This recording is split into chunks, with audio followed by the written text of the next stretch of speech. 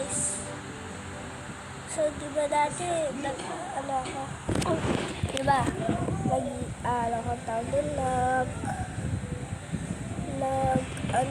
nag-i-English.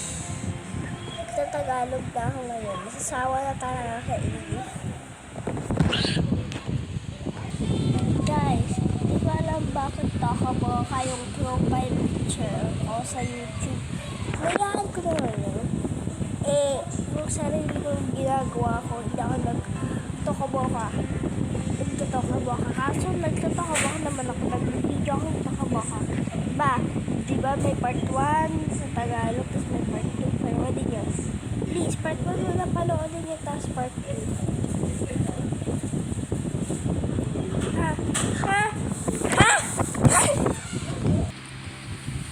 Guys, kapag may nanonood dito, huwag kayo manood. Nahihiya ako. Joke lang. Ayan, so nag-crush na ba kayo? Joke lang. Guys, so di ko lang kung matitranslate ko ba ito sa caption. Kasi magtatagalog na ako lagi na dito sa sa video, sa mga videos ko. Kasi nag-i-English ako dahil nung stinat ko to. Stinat ko. Sabi ko, English, sabi ko, I'm gonna do make-up, mga ganon. Diba English yan? Ginagawa yun para maintindihan kapag may mga Amerikano na nanonood nito para maintindihan sila. Para maintindihan na sinasabi ko. Kaso lang, sasawa na talaga ako sa English. Gusto ko talaga delete ang lahat ng mga English videos ko. Ang dami pa naman nung views. Ayoko wala akong views. Kaya hindi ko dinelete. Kasi ang sarap panoodin yung make-up. Yung totoo make-up. Puro English ako Tapos nagtatagalog ako. Kaso lang, guys, i-warning ko kapag mag-record ako, mag-ano ba to guys?